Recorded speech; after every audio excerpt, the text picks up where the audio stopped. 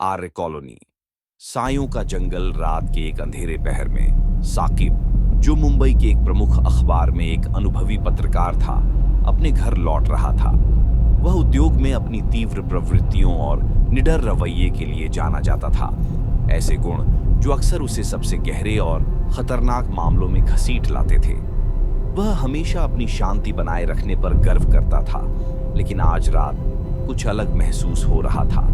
साकिब का मन चंचल था, क्योंकि हाल ही में वह आर्य कॉलोनी में होने वाली अजीब गायब होने की घटनाओं के बारे में एक श्रृंखला की रिपोर्ट्स लिख चुका था। लोग दावा कर रहे थे कि यह वन क्षेत्र शापित है और एक बार अगर आप इसमें कदम रखते हैं तो पेड़ फुसफुसाते हैं, साएं असामान्य तरीके से चलते हैं और अजीब रूपों के धुंधले से आकृतियां दिखती हैं। लेकिन साकिब, जो कि एक तथ्यवादी था, इन सभी को केवल एक अंधविश्वास मानता था। वह तथ्यों पर विश्वास करता था, लोक कथाओं पर नहीं। लेकिन आज रात कुछ था जो उसे घेर रहा था। शायद यह वातावरण की अव्यक्त खामोशी थी, या शायद चांदनी जो घने जंगल के ऊपर मुश्किल से ही पहुंच रही थी।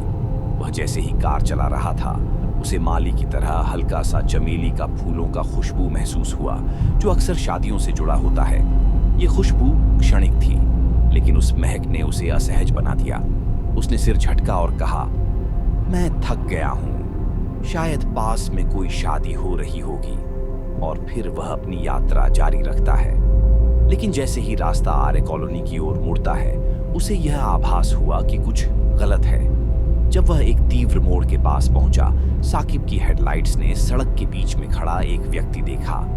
वह व्यक्ति लंबा था और फटी पुरानी कुर्ता पहने हुए था।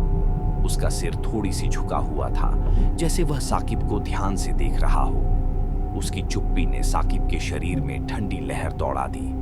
ये कौन है? साकिब बड़बड़ाया और ब्रेक पर जोर से पैर रखा। कार ने जोर से चीखते हुए ब्रेक लगाए और वह व्यक्ति एकदम से गायब हो गया, जैसे ही साकिब की नजरें झपकी। ये बस लाइट का खेल होगा, साकिब ने खुद को सांत्वना देते हुए कहा और फिर से गहरी सांस ली।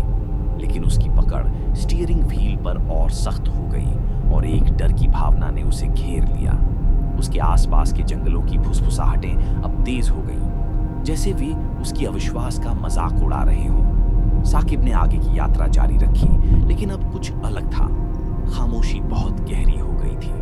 अचानक उसकी कार का रेडियो चालू हो गया और स्टैटिक से घिरे हुए अजीब फुसफुसाहटें रेडियो से आने लगी। आवाजें अस्पष्ट थीं, लेकिन उनकी छाया कुछ भयावह थी।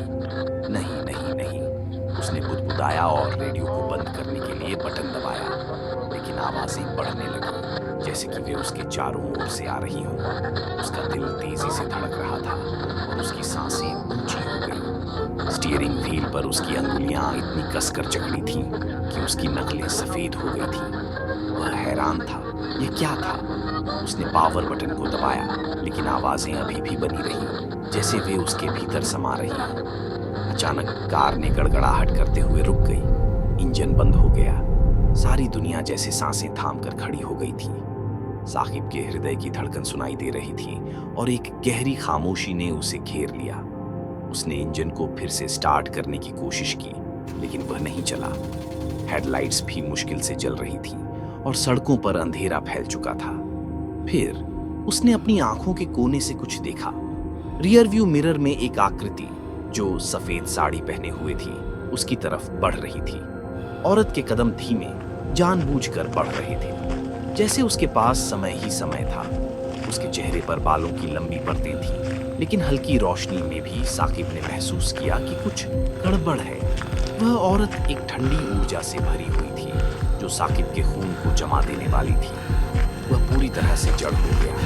फिर एकाएक वह औरत उसके खिड़की के पास थी और साकिब को उसकी झलकर दुरूह चेहरा दिखाई दिया। उसकी आंखें खोखली थीं, उसकी त्वचा झलकर काली हो गई थी, जैसे वह किसी भयंकर आग से आई हो। उसने एक खौफनाक मुस्कान दी और धीमे जहर जैसी आवाज में कहा, तुम मुझे क्यों छोड़ा है? साकिब का दिल बुरी तरह धड़कने लगा।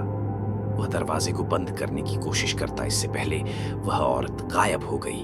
इंजन खुद ही चालू हो गया, जिससे साकिब चौकन्ना हो गया। हेडलाइट्स ने फिर से अजीब से साए दिखाए। वे साए अब ऐसे मोड़ पर थे जैसे वे खुद से जीवित हो उठे हों। साकिब बिना किसी सोच विचार के एक्सीलेटर दबा दिया। कार तेजी से मुड़ते हुए आर्य कॉलोनी की सड़कों पर दौड़ने लगी। उसका दिल अब भी डर से कांप रहा था और उसकी नजरें केवल आगे की सड़क पर थीं। रियर व्यू मिरर में उसने उस औरत को देखा जो फिर से सड़क के बीच में खड़ी थी। उसकी आंखें हल्की सी चमक रही थीं और वह उसे देख रही थी। साकिब ने आंखों से उसे नजरअंदाज किया और कार को तेजी से भगाया। अगले दिन साकिब ने अपने संपादक को अपनी खौफनाक अनुभव के बारे में बताया।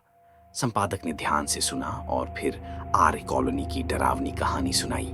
काफी समय पहले एक नई दुल्हन आशा और उसके पति की शादी की रात में आर्य कॉलोनी से गुजरते हुए उनकी कार दुर्घटनाग्रस्त हो गई थी। कार में आग लग गई और दुल्हन अंदर फंसकर जलकर मर गई। पति बच गया, लेकिन दुल्हन का पिशाच आत्मा अब भी उसी वन में भटक रही है। वह अपने पति को खोजती रहती है और जो भी उसकी राह में आता है उसे सजा देती है। साकिब के संपादक ने चेतावनी दी, वह साएं, वह फुसफुसाहटें और वह सफेद साड़ी वाली औरत, वे सब उसकी शाप का हिस्सा है। वहां फिर से मत जाना। साकिब ने उस चेतावनी का पालन किया और आर्य कॉलोनी से दूर रहा।